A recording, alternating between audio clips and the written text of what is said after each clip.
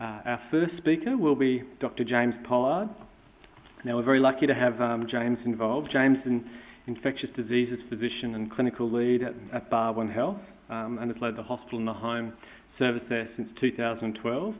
That particular service provides lots of different levels of activity, well beyond just antimicrobials, and so he has a really broad understanding of considerations for managing patients in the community.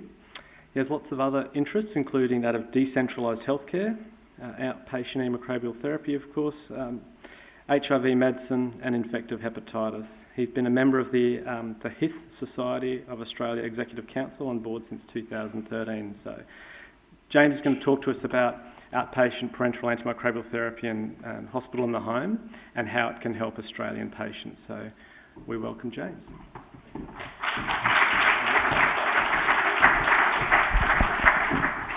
Thanks, Jason. I've been given thank you for the CRE Reduce for inviting me. I've been given the opportunity just to kind of set the scene for today a little bit, and looking around the room, there's some very familiar faces who could probably give some of this talk as well, so apologies for them. They can all wait while their caffeine absorbs. So really, just to give an overview of what HITH OPAT is, and then later on today, some of the deeper details will be discussed. So without belabouring the point, remembering that hospitals are a relatively newer concept, and we really treated people at home for a very, very long time. And in fact, US data suggests in the 1930s, still 40% of patient-doctor interactions were happening at home. And this reduced into the 1980s. And you can imagine that as technology improved, we had this technology, but it wasn't portable. You think about the first PCs, they were enormous, and now you have more power in your telephone and your smartphone than you do that went to the moon. So that allowed us to then decant back out of the hospitals and use some of the technology, and gave us the confidence, I think, more than anything else, to do things back in the community again. And I think we'd all appreciate contemporaneously, we all go to the GP, but that's not how it used to work. They used to come to us. So I think just giving that context that we're not all crazy because we want to treat people outside the hospital. And so of more modern times, in the 1990s, really what was happening was that the hospitals were finding that they had all these very relatively low acuity conditions sitting in hospital beds. And really, at that stage, it was really a financial and capacity driver. And certainly one of the key pieces of work was a pilot rollout in Victoria of the hospital in the home concept, targeting relatively lower acuity, and as time's grown, we've obviously increased that acuity.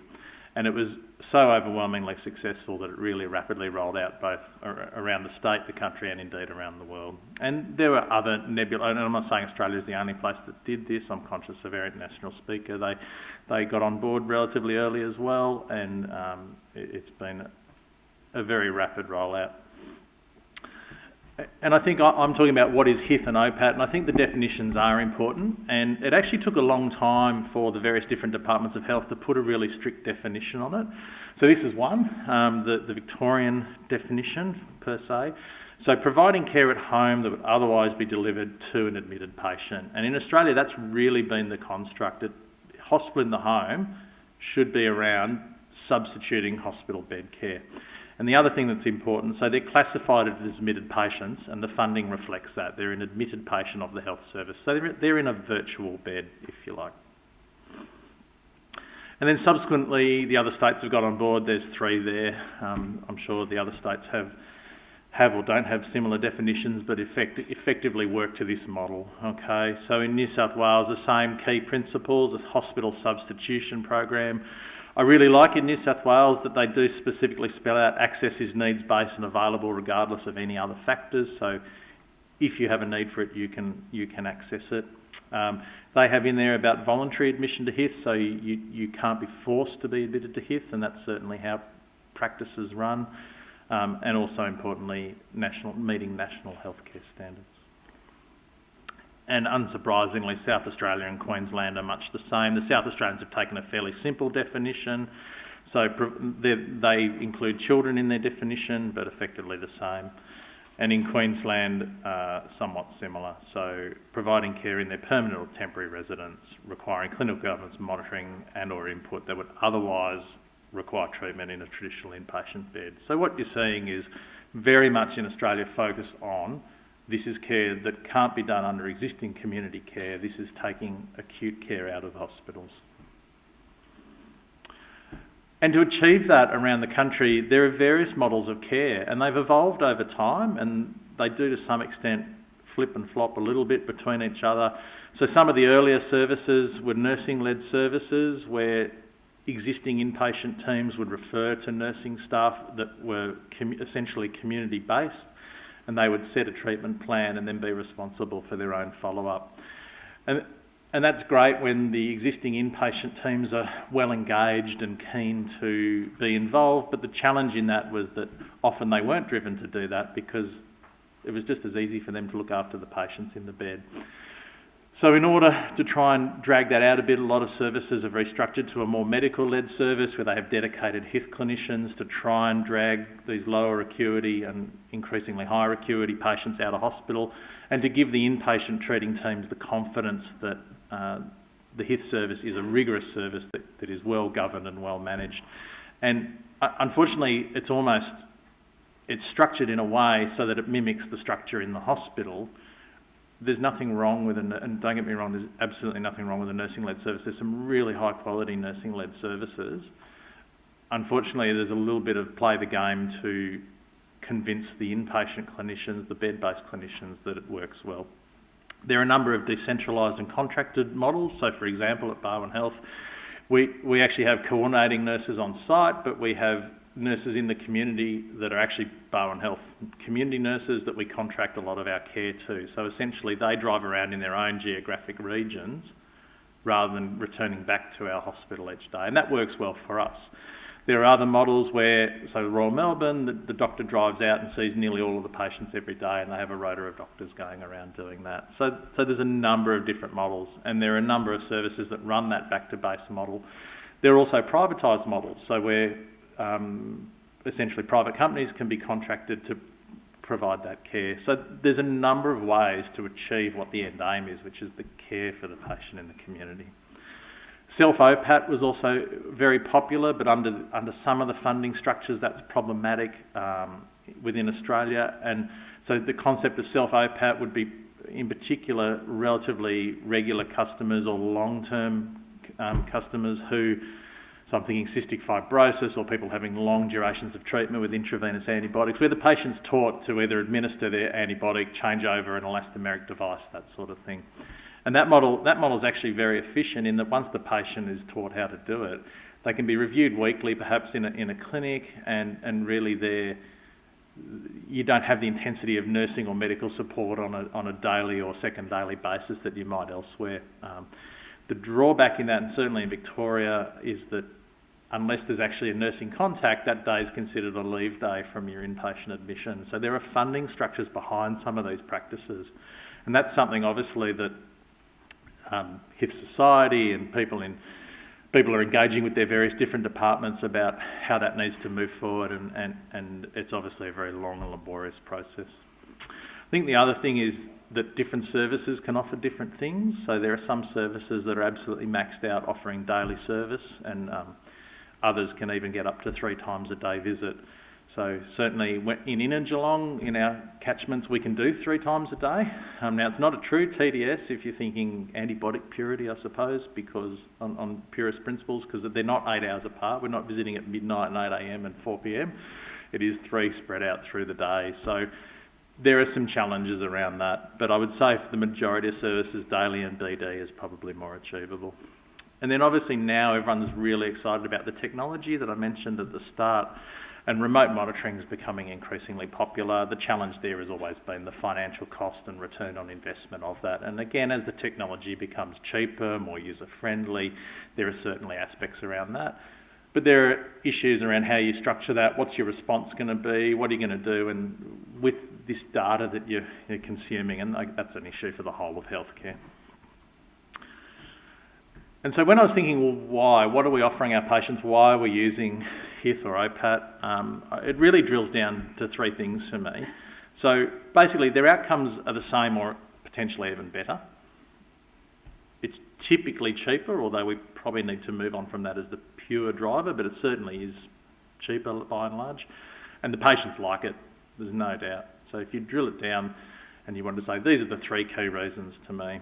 And I think you think about the cost side of things and the costing, and I'll talk a little bit more about this, but the costing side of things is really challenging the structure because there's a lot of hidden costs. So the 500-bed hospital that isn't there, this was a great paper Michael Montalto did some years ago now. In Victoria, there's probably about 650 to 700 patients now on a multi-day overnight stay.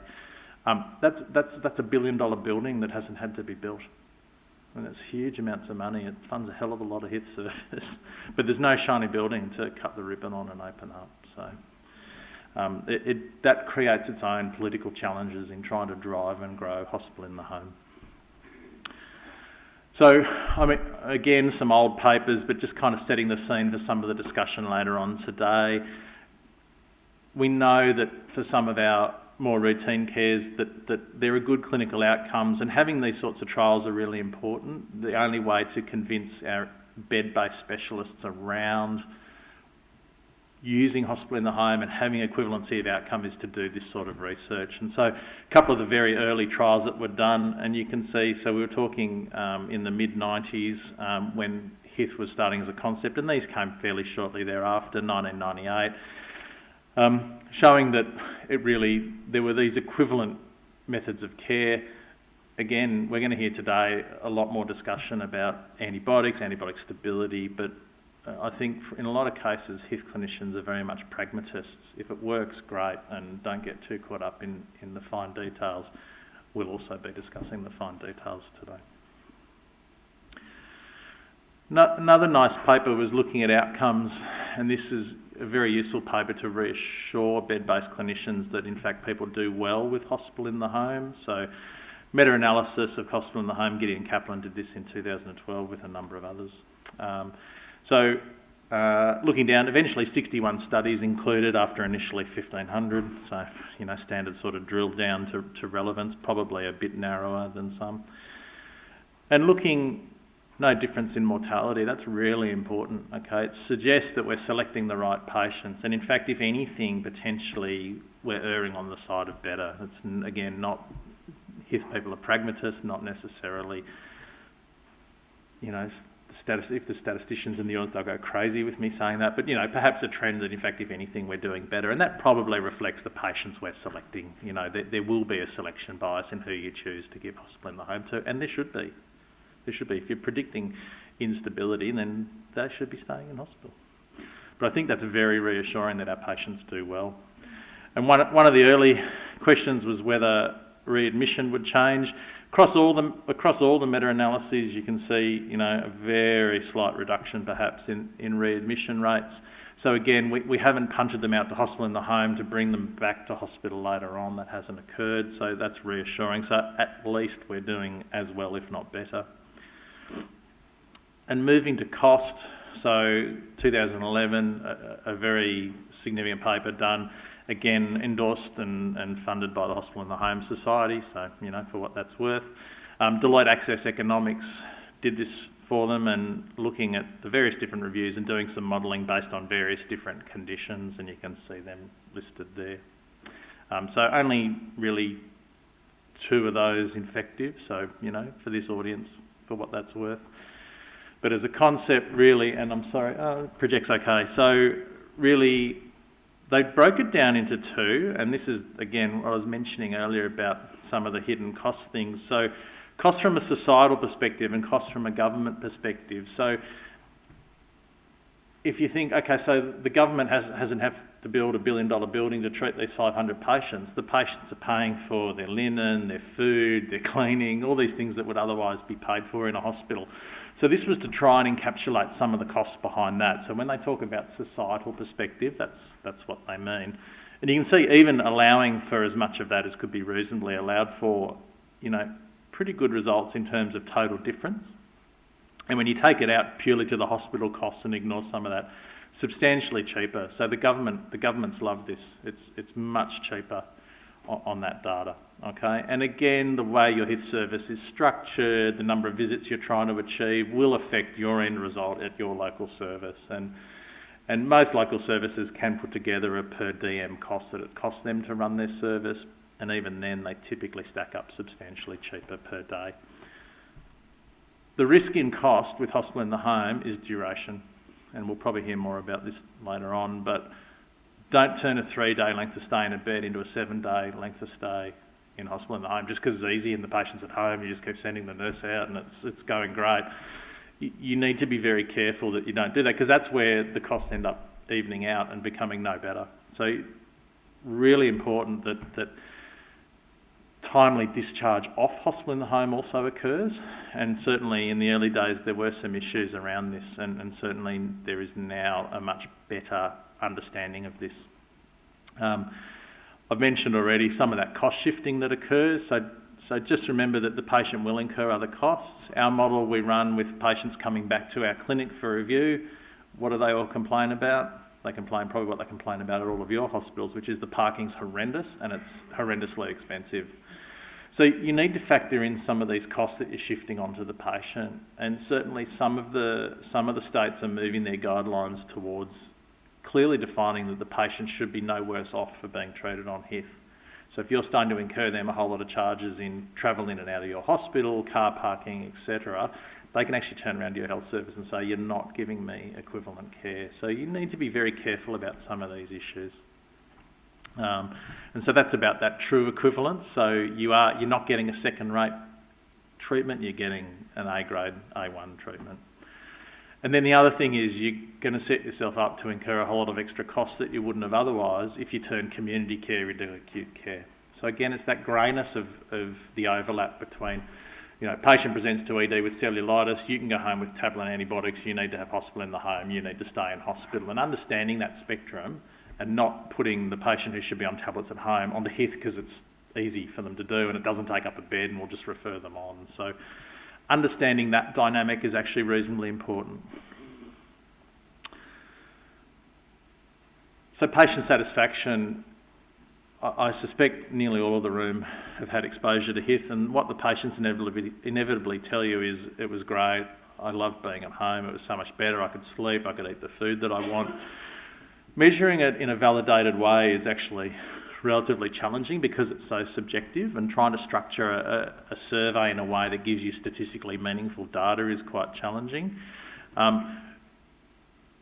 There have been a number of tools developed. They all have their pros and cons. One of the challenges is picking a difference or picking a change in how your patients are experiencing HITH is really challenging, because if they're all giving you 4 or 5 out of 5 for everything, picking that difference is because there's this big skew towards I like it.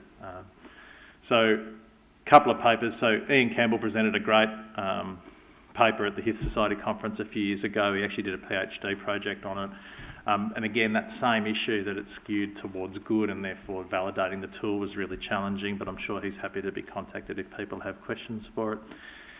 Another paper looking at, in that meta-analysis paper, so really high patient satisfaction, very high carer satisfaction, which is important. Obviously, the burden on caring for someone at home with an acute illness is significant, but again, it's that, and the thing we often get with a lot of our, particularly long-term inpatients who we transition to HITH, the carers actually find getting to the hospital really stressful.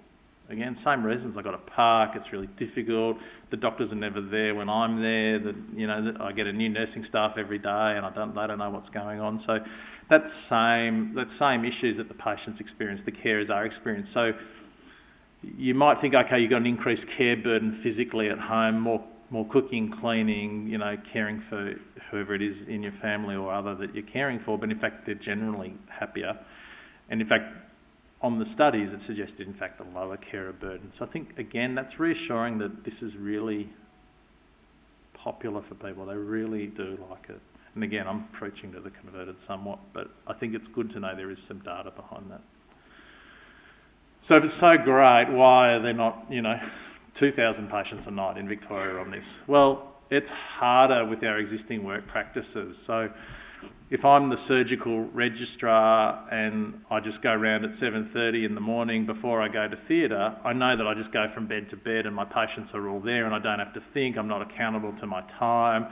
if the surgeon says, well, I operate on Monday and then on Tuesday I'm in my clinic in the private hospital, on Wednesday I play golf, on Thursday I go and discharge everyone, and on Friday I do all my day cases, to actually say to them, well, all those ones you operated on Monday, can we send them home on Tuesday, and can you see them at some stage during the week? They say, well, it doesn't fit, because on Thursday morning I go and do my ward round and send.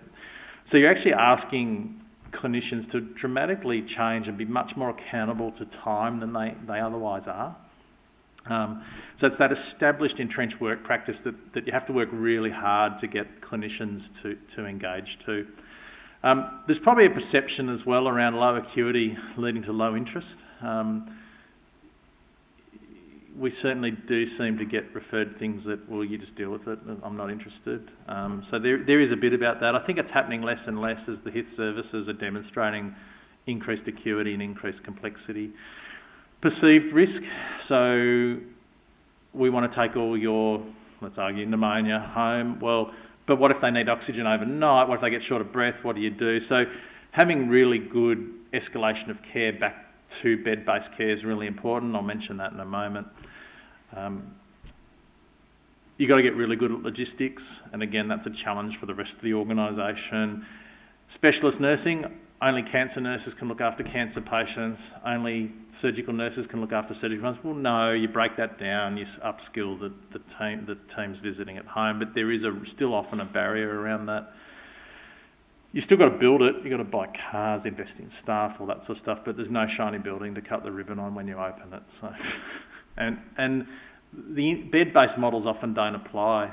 If I had $1 for every time, what's your bed capacity? Well, it depends on how many visits a day we're doing and what the complexity is. And so, whereas if a ward's got 30 beds, a ward's got 30 beds, and they're either full or they're not. It takes some effort. How am I going for time? Not too bad. So that's HITH, so OPAT. So they are used somewhat synonymously in our context, but there probably is a difference. So HITH being more defined by delivering hospital care at home, and the other one being more defined as delivering parenteral antibodies outside the hospital. Okay, I've just read you the titles essentially, haven't I? Hospital in the home, but that is it. So HITH as a concept, care outside the hospital, an instrument to deliver OPAT, and as a funding structure, perhaps. And OPAT more of a principle when non-oral antibiotics can be delivered. And obviously now the work is moving as we're getting towards shorter intravenous durations of care, and the OVIVA trial's really going to shift some of this. Early oral switch, maybe it should just be OAT. So really, what do we need to think about? Well, if we're getting all this early oral switch, who's monitoring for side effects, compliance, tolerability, all that sort of stuff? So, but under our funding structures in Australia, that's not considered acute care, that's considered community care. So who's going to pick up all this work, and how do we apply that? So that's going to be the challenge of the next probably 3 to 5 years around working with governments and so on to define what hospital in the home is and how can we deliver OPAT. So I think OPAT does present a really good opportunity to encapsulate and support the AMS principles, de-escalation of care. It really supports many of the same benefits as HITH. Good patient outcomes, quality of care, cost savings, all the opportunity costs. You've freed up the bed to do something else with it. And I think OPAT relative to HITH, it's really driven a lot by ID and micro rather than a generalist, an ED physician, a GP, whoever it might be. But a lot of the early HITH was OPAT, so I think they can evolve together. I think that's quite important that they evolve together. And probably most of the room have seen this, and Mark can talk much better on all of this than I can because he knows all the key players involved. But this is a really nice paper. If you haven't read it, just to give you a bit of an overview around OPAT, really a little bit more cautious on some of the risks than the HITH. The HITH guidelines are really more administrative, structured principles. This is more clinical and around the clinical risks. It does describe the interaction between OPAT and AMS, and as I said, more focused on the clinical rather than the administrative requirements. And again, the audience will have seen presumably, but again, another really, so if you had to go away and read 2 papers on OPAT, these are probably the 2 you should read. Okay, they're great papers. They have their controversies, and if you drill into the US paper, indeed, a lot of the recommendations are low quality evidence and weak recommendations, but in the absence of any other data, that's where we're at. And again, that's something that needs to be brought forward, is getting better data, better research. So it's not just given home, we've got to consider all of these things, and some of these will be discussed more in depth later on. I'm not going to cover all of those, but it goes without saying there's a huge number of considerations. Again, outside the scope of what I'm talking about today, but thinking about duration of therapy, monitoring. So, great, give them vancomycin, well, we're going to have to monitor their renal function and their vanc levels. How are we logistically going to manage that sort of thing? How frequently should we be reviewing patients? Are we going to them? Are they coming to us? There's all this stuff that needs to be factored in, and we don't tend to think about it in the bed-based setting because the patient just sits there and we all scurry around like crazy, and an unplanned return. So let me just, how much longer have I got? Another 5? Yeah. So this is really important, and all of the well-established HITH services will have some sort of pathway on this around escalation of care. So you need a really clearly defined process, both in and out of hours, about what you're going to do if a patient gets sick while they're on your hospital in the home program. So, and again, understanding acute, emergent, the patient's sick, I can't move my arm, I've just had a stroke, versus, okay, my line's blocked and what am I going to do? So understanding acute, emergent and logistic, having clear criteria and having defined roles and responsibilities that work for your service or your health organisation. So if it's in hours and they are stable, they go to the HITH clinic. If it is out of hours but they are stable, they can wait till the next day, or they go to the... So you have to have these clearly defined pathways. Everyone in the organisation then knows where they stand. Eastern at Home did a really nice paper on this and did a huge project on it. And by actually improving their governance around unplanned returns and really tightly focusing on that, they got a huge reduction in their readmission rate. And that was going back and looking at their various different previous readmissions and then working out strategies to improve that. So I won't belabour all of that, except to say that the OVIVA trial is probably going to change a lot around what we do with hospital in the home and OPAT in regards to bone and joint infection. There are some caveats to that, but that's where we're at. And again, having guidelines for your common infections. So we have patient information sheets, we have, protocols around this is how you get treated for your cellulitis at our health organisation. So just clearly spelling all of that out.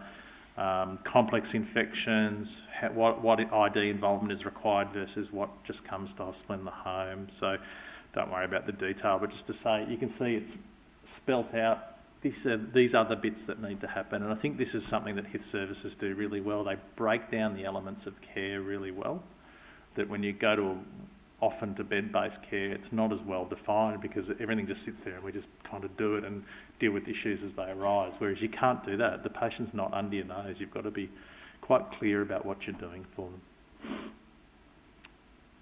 There's a few things we don't typically treat. We don't treat a huge amount of pneumonia because oral therapy, if you're well enough to be out of the hospital, typically you don't need IV.